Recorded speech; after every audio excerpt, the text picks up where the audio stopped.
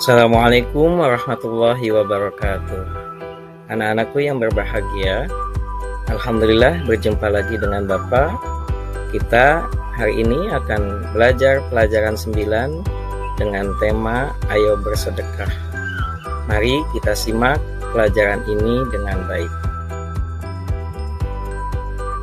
Pada pelajaran Ayo Bersedekah ini, kita akan belajar tentang pengertian sedekah, macam-macam sedekah, hikmah sedekah, dan sikap peduli sebagai implementasi dari sedekah. Mari kita belajar. Yang pertama, pengertian sedekah. Sedekah berasal dari akar kata sodako, yang berarti sesuatu yang benar atau jujur. Definisi sedekah adalah suatu pemberian yang dilakukan seorang muslim kepada orang lain secara spontan dan sukarela tanpa dibatasi oleh waktu dan jumlah tertentu. Juga sedekah dapat diartikan sebagai suatu pemberian yang dilakukan seseorang sebagai kebajikan yang hanya mengharap pahala dan ridho Allah Subhanahu wa Ta'ala semata. Jadi, sedekah ini adalah pemberian kepada orang lain dengan mengharap ridho Allah Subhanahu wa Ta'ala.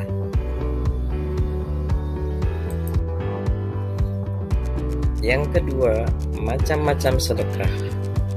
Sedekah bisa dilakukan dengan harta benda. Suatu contoh, kita memberikan donasi santunan kepada anak yatim.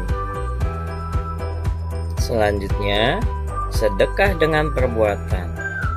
Sebagai contoh, sedekah dengan perbuatan diantaranya adalah membantu orang tua di rumah, membuang sampah pada tempatnya, ataupun mematikan lampu yang sudah tidak terpakai. Selanjutnya, sedekah dengan lisan. Suatu contoh, kita selalu mengingatkan teman kita dalam kebaikan, dan juga lisan kita senantiasa zikir kepada Allah Subhanahu wa Ta'ala. Selanjutnya, sedekah dengan hati. Suatu contoh, kita dalam melakukan segala hal dengan penuh keikhlasan dan hati kita selalu terpaut kepada Allah Subhanahu wa Ta'ala. Yang ketiga, hikmah dan manfaat sedekah.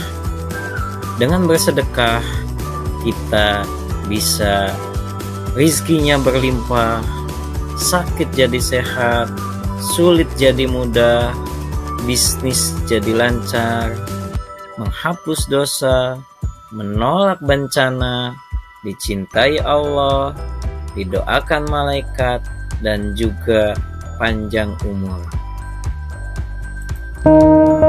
Mari kita simak video berikut ini. Abiku, Nana mau tanya soal sedekah.